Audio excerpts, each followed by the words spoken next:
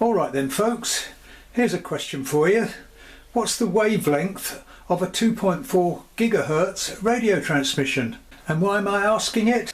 You'll see why when you see a problem that I encountered with this latest kit build of mine.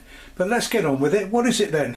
Well, I splashed out on another cheap Foamie from China, 14 or 15 pounds, the Sakura Mini 3D airplane. Let's see what you get in the box. Well, first off, some bits of fuselage. Now, it's not like the old Depron that was very crumbly and flaky. It's a kind of rubberized foam, which is actually very crash resistant. Let's have a guess what this bit is. I think it might be the fuselage. That bit there, without looking at the instructions, probably goes here, like so. And that bit there probably goes somewhere there, like so. So what else is there?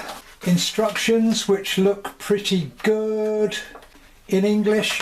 And all I've got here is some bits of foam, and I've already broken one, barely touching it, just getting it out of the packet. Anything else in there? Oh, sorry, yes, I missed a few important parts. We've got some bits of carbon and a few control horns and a little engine mount there and some croll wires for servos. Well, I've got a new tube of Yoo-Hoo pour, which isn't supplied, but it's the polystyrene glue that you glue this together with. So I'm going to put it together, but mostly this video is about my rather super and simple method of securing the tiny little 1104 motor that I'm going to fit on the nose. So back in a minute when I've made some progress. So short while later, first step with this construction, if I can call it that, is gluing in the carbon reinforcements across here and a couple in there, and also in the fuselage. And then it's a question of gluing in this to the rest of the body and that little section there. So pretty straightforward. As you can see, I've got aileron servo in and what will be the elevator servo. It would have been actually much easier to fit that before gluing that. But anyway, you live and learn with these things. And I've had to trim it a little bit because I think the cutouts were for 2 gram servos and I've used 3.7, so that was easy enough.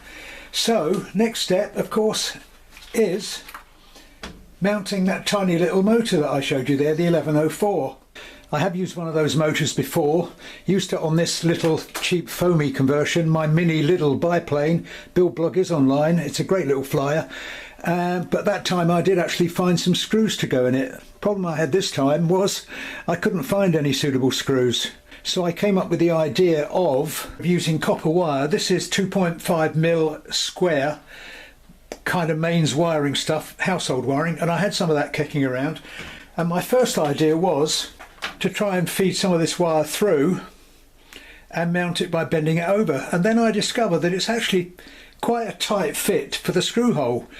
So with a bit of experimentation, I figured if I flattened it using a very small pair of pliers, flatten the wire, file the end to a tiny little point, you can actually screw this in and it cuts its own thread as it goes. Let me show you how I did that.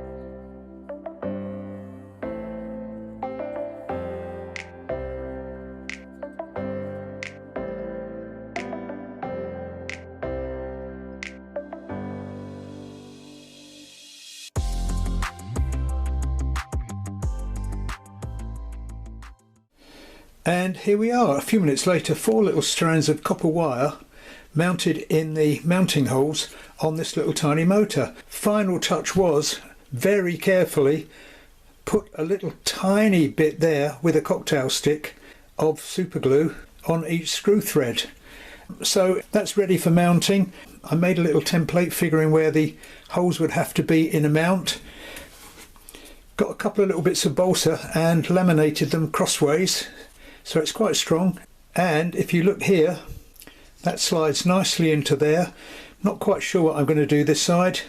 Maybe a little bit of hot glue or bend them outwards. And that of course is going to sit nicely in there, like so. And the props that you use on this little tiny motor, they recommend something like a 3x3. But we'll see, that needs to be, I need to test that, but it's going to end up very light anyway. I've already got a little 10 amp speed controller to use with it, and I'm going to use the little FS2A receiver, which weighs about 3 grams, and this is going to end up a very, very lightweight model, or maybe even indoor flyer. Before mounting the motor, I'm going to fit the control rods and control horns for the ailerons, and likewise for the elevator. Not sure if I'm going to bother with rudder. And there are some carbon reinforcements that go across this way to help stop this flexing. And those other little bits of foam were meant to go under there just to give you some support when you throw it. But once that's done, next step is going to be mount the motor and finish off installing the electrics. Obviously still got to glue these in too. Haven't done that yet because better to leave it to the last. I might suddenly realise that I shouldn't have done it. But I'll come back when I've made some more progress, so don't go away. Right, well, I've moved one step closer. The little brushless 1104 motor is now mounted, and it was a very simple job actually of first putting a couple of little blobs of hot glue to hold that in place, and then just slide this through and hot glue on all my little wire lugs that I put through there. Dead easy. Plus there was a few seconds to actually adjust it, so that worked out really well. These are now hot glued in, just a couple of little blobs. There's no point gluing all the way round and adding weight. Likewise the one on the top. I didn't use the carbon rods supplied for this. I've just used, I think it's 0.7mm wire. I much prefer this system because it's adjustable when you put a V-bend in it. So next job is to solder the speed controller in, and it's probably going to sit there so it's out of the way in the airflow. And then I will probably connect the elevator control rod across there. So very near finished actually. And I think this is quite a good little kit to play with. Probably a good little kit for a beginner to put together, so simple. And this is the way to do it. Very useful to have a pair of helping hands, because this is quite a tricky little job. And a quick test to make sure I've got the rotation right before I shrink the heat shrink on this. Of course I've already checked which colours need to go to which to get it to rotate the right way, but there you go, it's working. And loads of thrust there from that little motor. And there you are, quite a neat little job, even if I do say so myself. So a short while later, here she is finished. But before taking a look at those finishing touches, let's skip back to the beginning of this video where I asked what the wavelength was of a 2.4 GHz receiver. Reason was, I'm using this little FS2A receiver here, and I've had problems ever since I started using it. Very occasionally just failed. Symptoms were elevator going up and down. Binned it a few times, but came back to it again, and it seemed to be working. So put it on this. Tested it, seemed okay, and then next time I fired it up it was giving the same symptoms, so I pulled it off, and as it came off, the antenna here actually came off separated from the tiny little bit of coax. So I thought, finally I've realised why this hasn't been working. Poor solder joint there, or in fact maybe it wasn't even properly connected. So tidied up the tiny little bit of coax there, decided to resolder it, but of course no point resoldering it unless I knew that it was still intact and the right length. Hence I had to calculate wavelength at 2.4 GHz, which of course you probably know is the same as antenna length. Formula for calculating is velocity, which is the speed of light or the speed of radio waves, 299 million meters per second divided by 2.4 gigahertz, and that comes out at about 12 centimeters. So a quarter wave aerial, because usually antennas are either half wave, quarter wave, whatever. I used to mess around a lot with transmitters and FM pirate stations in the old days, so I built a good few antennas. That comes out at about 30 mil for a quarter wave aerial, which is just what that is. So it's actually very well worth knowing if you've got a problem with an antenna that you suspect is not the right length. It's worth knowing that formula. And as you can see, I've soldered it back on, but with a decent length of heat shrink over it, and I'm hoping now that I've solved the problem with that. So that was why I mentioned wavelength at the beginning of this. A little bit of education for you there, but stop waffling about that. Let's take a look at what I've done here. Showed you before, speed controller under there, so that's quite neat and tidy. The tiny little receiver goes nicely there, and I've made a reasonable job there of keeping the servo leads tidy. As you can see, 200 milliamp 2S here on a bit of Velcro, and that will connect nicely under there for when I need to fly it. I can pull that through to keep that tidy. I think I showed you these struts are already on. Mentioned the fact that I didn't use the carbon for the ailerons. I'd much prefer using a wire because you can put a V-bend in and adjust it.